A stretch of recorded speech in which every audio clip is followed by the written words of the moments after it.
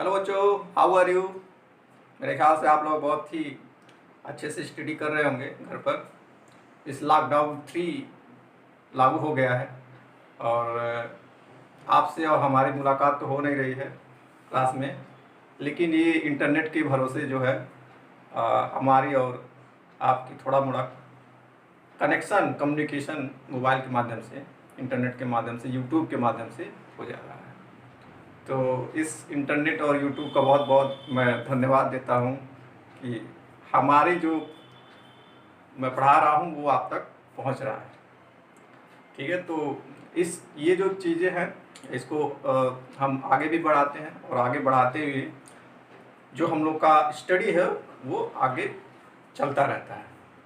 तो आज वीडियो जो हम लेकर के आए हैं वो जो सॉलिड स्टेट है, जो ठोस अवस्था है, उसका 10वां लेक्चर है, जिसमें जो टॉपिक है वो ठोसों में चुंबकीय गुण है।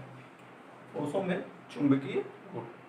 और ठोसों में आप इसके पहले वाले लेक्चर में ठोसों में विद्युतीय गुण पढ़े थे, जिसमें आपको बताया गया था कि किस तरीके से इलेक्ट्रॉनों के चलने से या आयनों के चलने से विद्युत का प्रभाव ठोसों में होता है।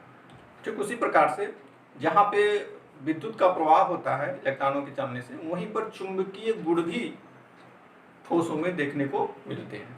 तो उसी के बारे में आज हम लोग पढ़ेंगे कि ठोसों में चुंबकीय गुण कैसे आता है उसमें और कितने प्रकार के हो सकते हैं।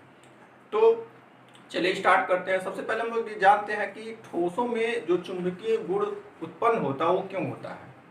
तो जैसे हम लोग जानते हैं कि जो विद्युतीय गुण होता है इलेक्ट्रॉनों के चलने से ठोसों में, ठीक उसी प्रकार जब इलेक्ट्रॉन चलता है या आवेश चलते हैं तो विद्युतीय गुण के साथ साथ वो चुंबकीय गुण भी उत्पन्न करता है। ये फिजिक्स में है, बहुत सारा थ्योरी है तो ये बताता है कि ऐसा चुंबकीय गुण और विद्युतीय गुण साथ साथ उत्पन्न होता है। तो इलेक्ट्रॉनों के कारण ही विद्युतीय गुण भी उत्पन्न होता है, इलेक्ट्रॉनों के कारण ही चुंबकीय गुण भी उत्पन्न होता है। तो चुंबकीय गुण जो उत्पन्न होता है वो इलेक्ट्रॉनों के चलने के कारण, और इलेक्ट्रॉन दो तरीके से चल सकता है। हम लोग जानते हैं कि जो परमाणु होता है, परमाणुओं में जो नाभिक होता है, नाभिक के चारों ओर इलेक्ट्रॉन होता है और इलेक्ट्रॉनों का मूवमेंट होता है नाभिक के चारों ओर। तो वहां पर दो तरह का मूवमेंट होता है इलेक्ट्रॉनों का। इलेक्ट्रॉनों की गति जो होती है दो प्रकार की होती है। कौन कौन सी गति होती है? एक होती है कक्षीय गति होती है और एक होती है अक्षीय गति। एक गति इलेक्ट्रॉन नाभिक के चारों ओर चक्कर लगाता है। एक गति जो होती है, मान लेते हैं परमाणु या परमाणु का नाभिक है जहां पे ये इलेक्ट्रॉन है और इलेक्ट्रॉन नाभिक के चारों ओर चक्कर लगाता है। अब ये तो साथ साथ ये नाभिक का चक्कर लगाता ही है इलेक्ट्रॉन, लेकिन इलेक्ट्रॉन अपने अक्ष पर भी चक्कर लगाता है। ये आपको बहुत ध्यान देने वाली बात है। नाभिक के चक्कर तो इलेक्ट्रॉन लगाता है, लेकिन इलेक्ट्रॉन अपने अक्ष पर भी चक्कर लगाता है। ठीक उसी प्रकार जैसे पृथ्वी सूर्य के चारों ओर चक्कर लगाती है और पृथ्वी खुद ही अपने अक्ष पर चक्कर लगाती है, जिससे दिन और रात होता है। ठीक है, तो इन्हीं इलेक्ट्रॉनों की गति के कारण, दो तरह के इलेक्ट्रॉनों की गति के कारण विद्युत चुंबकीय गुण उत्पन्न होता है। चुंबकीय गुण, विद्युत का गुण तो उत्पन्न होगा ही होगा, साथ साथ चुंबकीय गुण भी उत्पन्न होगा। तो अब चुंबकीय गुण जो उत्पन्न होता है वो चुंबकीय आघूर्ण एक होता है। चुंबकीय क्षेत्र में जो आघूर्ण उत्पन्न होता है उसको चुंबकीय आघूर्ण भी बोलते हैं, ये भी उत्पन्न होता है। तो देखा गया है कि जो ठोस होते हैं वो उनको चुंबकीय गुण के आधार पर या चुंबकीय आघूर्णों के आधार पर 5 भागों में बांटा गया है। पहला है अनुचुंबकीय ठोस, दूसरा है प्रतिचुंबकीय ठोस, तीसरा है लौह चुंबकीय ठोस और चौथा है प्रतिलौह चुंबकीय ठोस और पांचवा है फेरो लौह चुंबकीय ठोस। तो इन पांचों प्रकार के जो ठोस हैं, इसमें से जो ये दो हैं ऊपर वाले, ये हम पढ़ेंगे, इनका अध्ययन जो करेंगे वो इलेक्ट्रॉनों के बेस पे करेंगे। इलेक्ट्रॉनों के आधार पे हम बताएंगे कि ये अनुचुंबकीय क्यों है और ये प्रतिचुंबकीय क्यों है। इलेक्ट्रॉनों के आधार इसको, इन दोनों को हम लोग इलेक्ट्रॉनों के आधार पर अध्ययन करेंगे या देखेंगे, और इन तीनों को हम लोग डोमेन के आधार पर देखेंगे। डोमेन के आधार पर देखेंगे कि लौह चुंबकीय क्यों है, ये प्रति लौह चुंबकीय क्यों है और ये फायरो लौह चुंबकीय क्यों है। तो इस तरीके से हम इसको डिवाइड करेंगे। आप लोगों को इलेक्ट्रॉन के आधार पर तो इलेक्ट्रॉन तो जान ही रहे हैं, लेकिन ये डोमेन नाम पहले आ रहा होगा। तो डोमेन कुछ खास नहीं है, ये इलेक्ट्रॉनों का ही एक समूह है। क्योंकि जो धातु होगा, ठोस होगा, उस धातु में या ठोस में आयन भी होंगे जो धातु आयन कहलाएंगे, उन्हीं का उसमें इलेक्ट्रॉन भी होंगे। तो उन्हीं का जो समूह होता है वो डोमेन कहलाता है। उन्हीं का जो समूह होता है वो डोमेन कहलाता है। तो डोमेन के आधार पर हम लोग इन तीनों को वर्णन किया जाएगा इनका, और इलेक्ट्रॉन के आधार पर इन दोनों का। तो चलिए आइए अब हम लोग पहला देखते हैं अनुचुंबकीय ठोस। तो हम लोग पहला प्रकार देखते हैं अनुचुंबकीय ठोस, जिसको इंग्लिश में पैरामैग्नेटिक सॉलिड भी बोलते हैं।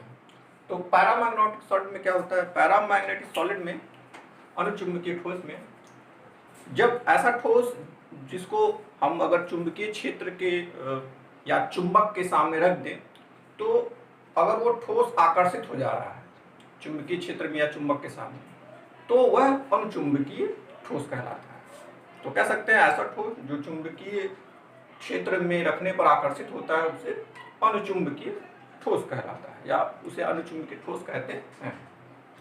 जैसे बहुत सारे एलिमेंट हैं जो अनुचुंबकीय व्यवहार प्रदर्शित करते हैं। जैसे में एग्जाम्पल के रूप में लिखते हैं, जैसे आपका Fe+3 हो गया, कोबाल्ट हो गया, निकिल हो गया, कॉपर+2 हो गया, ETC। बहुत सारे ऐसे एलिमेंट हैं जो अनुचुंबकीय व्यवहार प्रदर्शित करते हैं।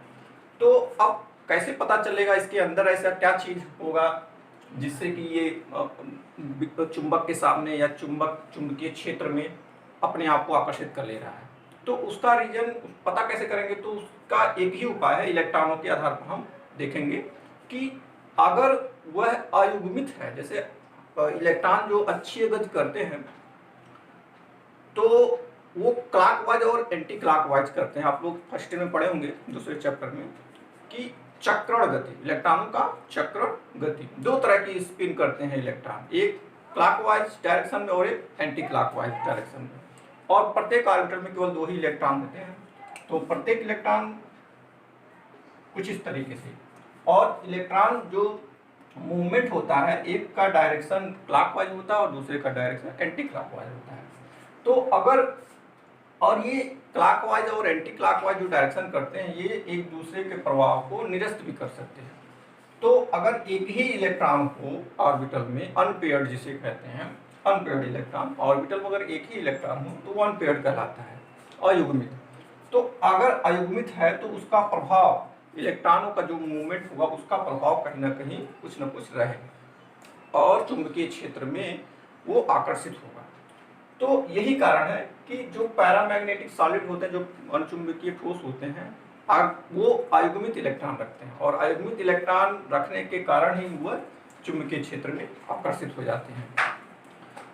लोहे की बात अगर कर लें, Fe की बात, आप लोग जानते हैं Fe+3 लोहा ये है, और लोहा एक अगर चुंबक के सामने रखा जाए तो वो बड़ी तेजी से आकर्षित हो जाता है। तो क्यों आकर्षित होता है? क्योंकि उसमें अनपेयर्ड इलेक्ट्रॉन पाए जाते हैं। जैसे एग्जाम्पल के रूप में अगर हम इसको इसका इलेक्ट्रॉनिक विन्यास किया जाए तो हम इसको समझ सकते हैं। जैसे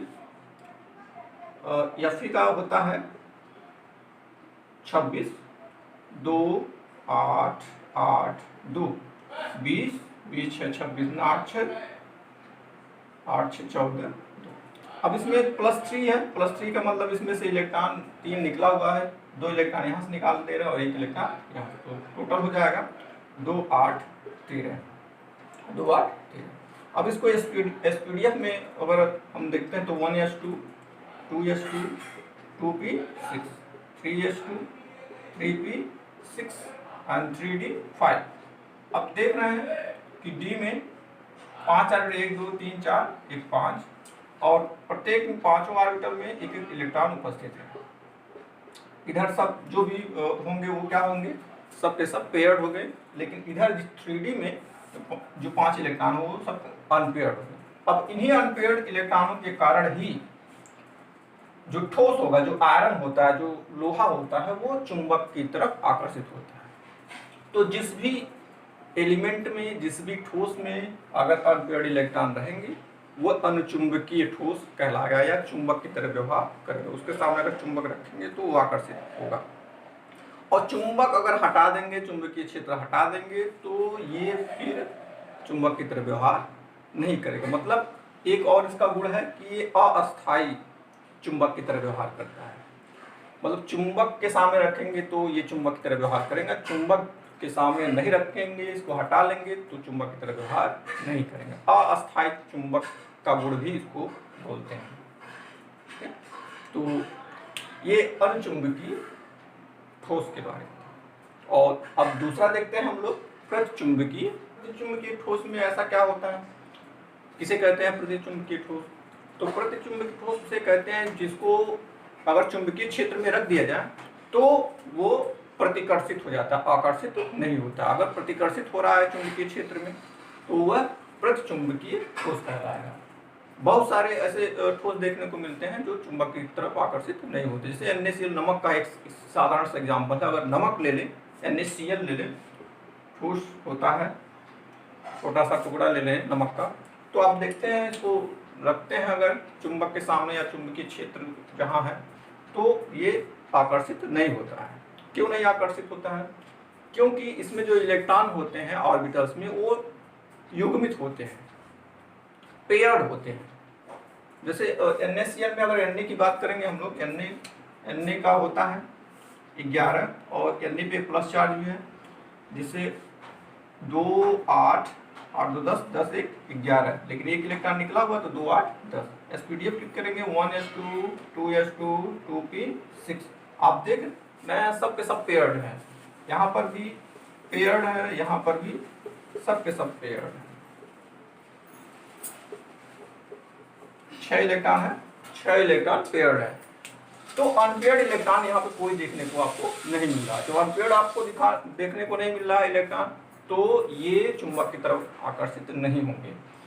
तो डायमैग्नेटिक उसे कहते हैं, डायमैग्नेटिक सॉलिड उसे कहते हैं जहाँ पर इलेक्ट्रॉन युग्मित होते हैं, कोई भी अयुग्मित नहीं होता है। सब युग्मित अगर होंगे तो वह प्रतिचुंबकीय ठोस कहलाते हैं। ठीक है, जैसे एग्जाम्पल के रूप में नमक।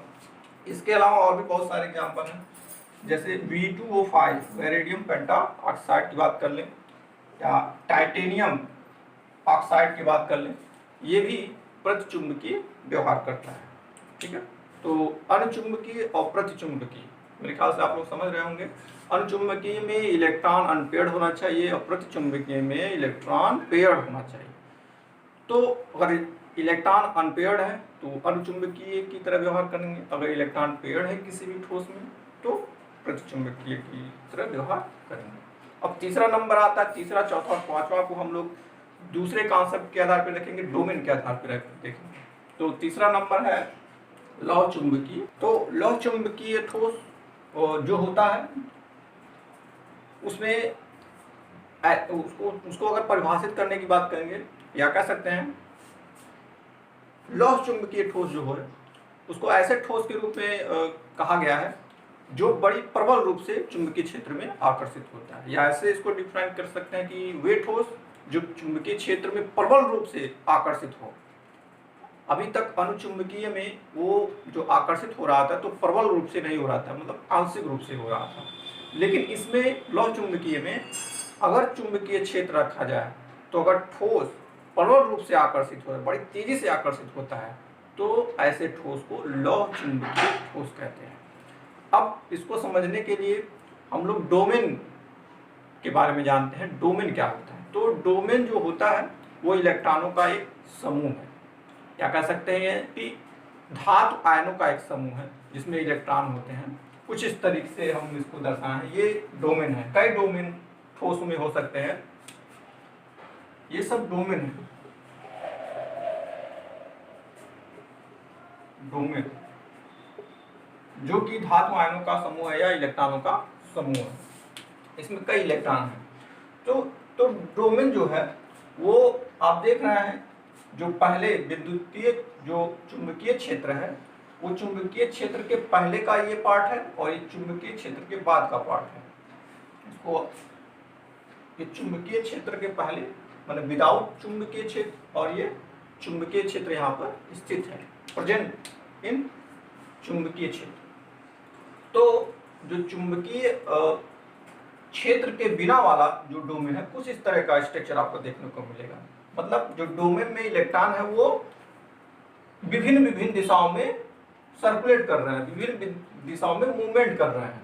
मतलब कोई इलेक्ट्रॉन इधर है, कोई इलेक्ट्रॉन इधर है, कोई इलेक्ट्रॉन इधर है, कोई इलेक्ट्रॉन इधर है। ये चुंबकीय क्षेत्र के पहले का सिचुएशन है ठोस में।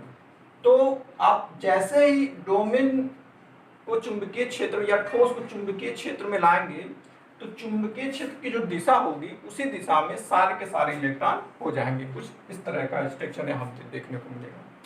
ये चुंबकीय क्षेत्र की बात है, चुंबकीय क्षेत्र में ये कार्य हो रहा है। ये चुंबकीय क्षेत्र के बिना है और ये चुंबकीय क्षेत्र में स्थिति जो होती है डोमेन में उपस्थित इलेक्ट्रॉनों की वो है। तो एक चुंबकीय क्षेत्र में जो एक ही डायरेक्शन में इलेक्ट्रॉन होते हैं वो सब मूवमेंट करने लगते हैं, जबकि यहाँ पे अलग अलग डायरेक्शन में मूवमेंट इलेक्ट्रॉन करते हैं। अब जब एक ही डायरेक्शन में इलेक्ट्रॉन मूवमेंट करने लगते हैं तो वो जो चुंबकीय क्षेत्र होता है उसको ठोस को बहुत तेजी से प्रबल रूप से आकर्षित करता है। और जब प्रबल रूप से आकर्षित करता है तो इसीलिए इसको कहा गया है लौह चुंबकीय ठोस। तो लौह चुंबकीय ठोस सिर्फ और सिर्फ इसीलिए कहा जाता है क्योंकि डोमेन के सारे जो इलेक्ट्रॉन होते हैं वो एक ही दिशा में मूवमेंट करने लगते हैं। यही वजह है कि ये प्रबल रूप से चुंबकीय क्षेत्र में आकर्षित होते हैं। ठीक है, तो आप समझ गए होंगे कि लौह चुंबकीय क्षेत्र ठोस क्या है। ठीक है, तो डोमेन को ध्यान रखिएगा। डोमेन क्या है? डोमेन एक प्रकार का धातु आयनों का एक समूह है जिसमें इलेक्ट्रॉन उपस्थित होते हैं। ये तीसरा था। और चौथा है हम लोगों का प्रतिलौह चुंबकीय।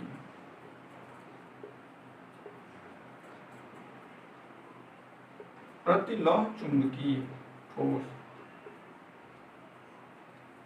जिसको एंटी फेरोमैग्नेटिक सॉलिड भी बोलते हैं। एंटी फेरोमैग्नेटिक सॉलिड भी बोलते हैं। अब इसमें क्या होता है? अब इसमें भी इसी तरह का सिचुएशन होता है, लेकिन कुछ ठोसों में जो विद्युत चुंबकीय क्षेत्र के पहले का सिचुएशन है ये इस तरह का। अब जो प्रतिलौह चुंबकीय ठोस में जो सिचुएशन होता है वो कुछ तो एक डायरेक्शन में जाते हैं, लेकिन कुछ एंटी डायरेक्शन में हो जाते हैं, जिससे उनका जो इफेक्ट होता है वो कैंसिल हो जाता है। मतलब कुछ एक डायरेक्शन में रहेंगे, कुछ अलग डायरेक्शन में, उसके विपरीत डायरेक्शन में रहेंगे, तो दोनों का इफेक्ट अगर जोड़ेंगे तो क्या होगा? कैंसिल हो जाएगा। और जब कैंसिल हो जाएगा तो क्या होगा? चुंबकीय क्षेत्र की तरफ आकर्षित नहीं होंगे। तो कह सकते हैं प्रतिलौह चुंबकीय ठोस में कि ऐसे ठोस जो चुंबकीय क्षेत्र में प्रबल रूप से आकर्षित नहीं होते हैं। अब जब आकर्षित ही नहीं होंगे तो वह प्रतिलौह चुंबकीय ठोस कहलाते हैं। ठीक है, तो अगर इसके फिगर की बात करेंगे, ये चुंबकीय क्षेत्र में जो चुंबकीय क्षेत्र के पहले का डोमेन का सिचुएशन ये है, चुंबकीय क्षेत्र में डोमेन का सिचुएशन ये है। देख रहे हैं, कुछ एक ही डायरेक्शन में है, कुछ उसके एंटी डायरेक्शन में ये जो डोमेन है, जो डोमेन के इलेक्ट्रॉन वो हो जाते हैं, जिसकी वजह से दोनों का इफेक्ट मिलाकर के कैंसिल हो जाता है। और जब दोनों का इफेक्ट कैंसिल हो जाता है मतलब चुंबकीय आघूर्ण जीरो हो जाता है। और जब चुंबकीय आघूर्ण जीरो होगा तो कोई भी विद्युत चुंबकीय क्षेत्र हो उसमें आकर्षित नहीं होगा, कोई भी ठोस उसमें आकर्षित नहीं होगा। इसलिए इसको प्रतिलौह चुंबकीय ठोस कहा गया। इसलिए इसको प्रतिलौह चुंबकीय ठोस कहा गया। एग्जाम्पल की बात करें, FeO और MnO। FeO और MnO जो एग्जाम्पल्स हैं वो प्रतिलौह चुंबकीय ठोस में आएंगे।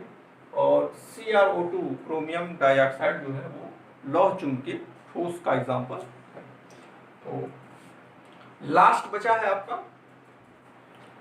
पांचवा जो प्रकार है वो फेरी चुंबकीय ठोस है। जिसमें जो ठोस होता है वो चुंबकीय क्षेत्र में थोड़ा आंशिक रूप से आकर्षित होता है। तो अब क्यों आकर्षित होता है, इसका रीजन हम डोमेन के ही आधार पर देना चाहेंगे कि डोमेन जो होता है वो इक्वली, इसके पहले वाले में आप लोग देखे थे कि एक दूसरे के विपरीत होता है प्रतिलोम चुंबकीय, लेकिन फेरी चुंबकीय में ऐसा कुछ नहीं है। फेरी चुंबकीय में विपरीत होता है लेकिन असमान रूप से विपरीत होता है, जैसा कि परिभाषा में लिखा गया डोमेन का चुंबकीय आघूर्ण एक दूसरे के विपरीत तथा असमान होता है। जैसे यहाँ पे ये इस दिशा में जा रहा है डोमेन, तो इसके एंटी ये नहीं है, ये इसके एंटी है लेकिन ये इसके एंटी नहीं है। तो कुछ असमानताएं पाई जाती है जिसकी वजह से इसमें कुछ चुंबकीय आघूर्ण उत्पन्न हो जाता है। और चुंबकीय आघूर्ण, जब चुंबकीय आघूर्ण उत्पन्न हो जाएगा तो क्या होगा, चुंबकीय क्षेत्र की ओर आकर्षित होगा। ठीक है, और इसका सबसे अच्छा एग्जाम्पल है Fe2O3, जो कि एक फेरी चुंबकीय गुण रखता है और एक फेरी चुंबकीय ठोस भी कहलाता है। ठीक है, तो आप देख रहे हैं कि फेरी चुंबकीय गुण में थोड़ा सा इसमें आंशिक रूप से चुंबकीय क्षेत्र में आकर्षित होने का गुण पाया जाता है।